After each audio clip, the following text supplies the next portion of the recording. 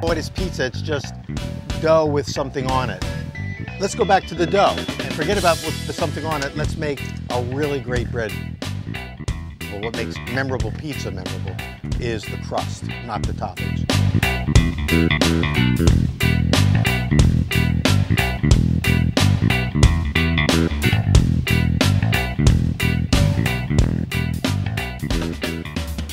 Here we are at the Forno Bravo Expo, and we've been doing demos all day in the wood-fired ovens. We've got an audience here. So I want to show you the dough that I think sort of exemplifies the notion of evoking the full potential of flavor from the grain. So I've got a little bit of yeast.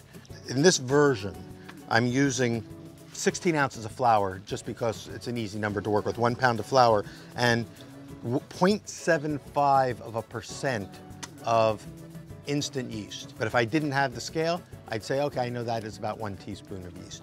Salt, 2%. That's very standard for most breads. You could get away with 1.5%, not much lower than that. By weight, it's always going to be the 2% by weight. And I'm just going to stir these two ingredients together. These are the only ingredients that go in here besides water.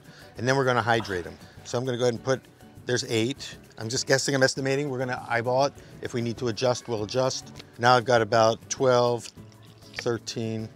Okay, I've got this much water. Let's see what we have when we stir. This dough can be used for focaccia. It can be used to make pizza, makes great pizza, but you have to be comfortable working with wet dough. It can also be used to make ciabatta, and we're going to use it today to make some ciabatta, but also some mini baguettes. So you can see that I've got right now a very coarse dough. It feels pretty good to me. I'm going to put a little water on my hands because that'll help me to be able to touch the dough without it sticking to me. I'm going to go in, I'm going to give it a couple turns with my wet hands, and now what we've got is a coarse, shaggy dough. It's very wet and sticky. Unlike the pizza dough, which is only a little sticky, this is really sticky, and that's what we want. And we don't expect any gluten development at this stage of the process because it hasn't been mixing long enough. Gluten is made by 2 proteins that are in the wheat, gliadin and glutenin. They have to bond. They take about 5 to 7 minutes to bond, and when they do, they form a protein that's much stronger than this. It will hold the dough together. So we're going to put this aside for a second. We're going to come back to it. So I'm going to switch over to the dough that I made. I'm going to pull one of them out right now. It's the same dough, I just put it in 2 bags. I'm going to put a bed of flour down and treat it kind of like ciabatta bread. So we're going to very gently get this dough because it's been fermenting in the bag. As I get it out, it's going to degas. We're going to lose some of that carbon dioxide that we've been developing, and that's okay. We want it to kind of shrink, and flatten out a little bit, but we don't want to lose all the carbon dioxide. And what I'm going to do with the ciabatta is I'm just going to gently fold it. I'm not going to form it into a shape. A ciabatta is a wet, rustic dough that isn't shaped like a baguette. It doesn't have a defined shape. It has kind of a spreading, amorphous shape. It's usually coated in flour, and we're going to just sit this down, kind of the seam side down. The flour coats it, and it gives it kind of a design. And we're not going to cut it when it goes in the oven. We're going to let it just expand and become whatever it's going to be. With the rest of the dough, we can turn this into little baguettes. Now at this point, in order to keep this dough from sticking to my hands, you can either use water or a little olive oil. And I'm going to use olive oil because it'll make it easier to get this dough out of the bowl later. So I'm going to just pull it up and stretch it and fold it.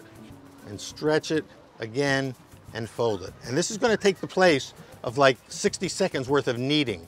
And notice that even though it's still a very sticky dough, it's much smoother now than it was before. I've still got some dough on my fingers, but it's going to change each time I do this. It's going to get a little bit better and a little bit better in terms of strength. And see how as I pull it, how we get this membrane, a thin membrane of dough. That's like a window pane that lets light. It's translucent. It's just starting to tear. It's not quite ready, but way stronger than it was before. The gluten is developing with or without me. The stretch and folds have organized the gluten in a new layer of kind of bonding, but we haven't overmixed it and oxidized out flavor. So it's a really cool technique. And meanwhile, it allows us to do something else, like go back and make some bread.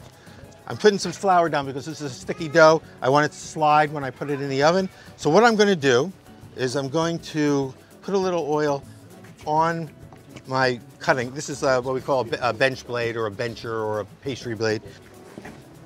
So I'm gonna cut strips, and as I can, I'm gonna cut and pinch, and cut and pinch. This dough is so wet, and hopefully with the amount of heat that this oven has, we should get a big puff. These little loaves should double in size in front of our eyes. Now we also want to try to get some steam in the oven. Steam is a good thing. It helps to shine up the bread and also to delay the gelatinization of the crust. The starches will gel and restrict the puffing. We want it to puff. We really want it to puff, so we want to get some steam to slow that down. I'm going to see if I can get this in.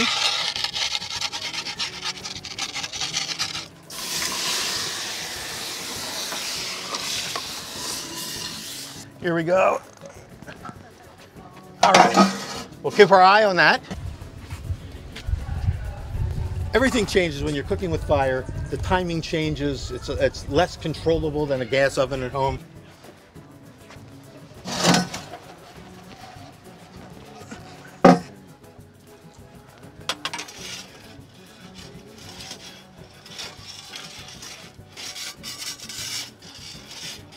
We're getting some nice color.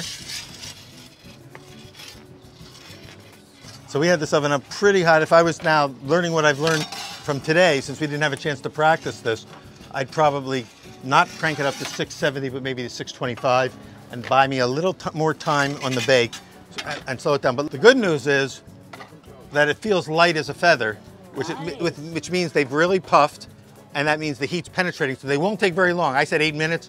Probably talking about a total of about 5 minutes. Let's see how this actually looks. Now these have been out long enough to be cool. Now look at that structure. Look at the crumb structure. Large, irregular holes. Remember that was our target, large irregular holes.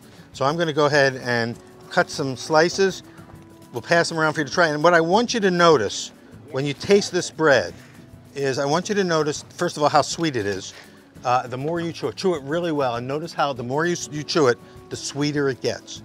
And so give it a good long chew, and then ask yourself, where did the sweetness come from? We didn't put any sugar in. Flour, water, salt, and yeast. Where did the sweetness come from?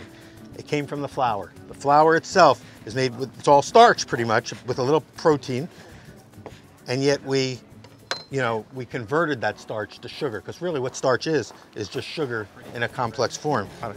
So it's that easy. It's 4 ingredients, transformed from flour to dough, from dough to bread.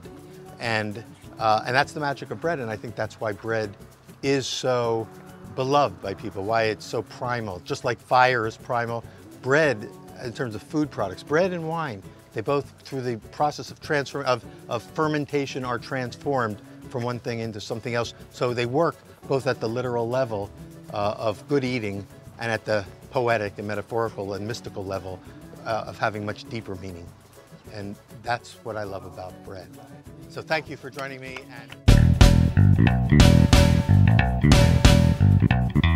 And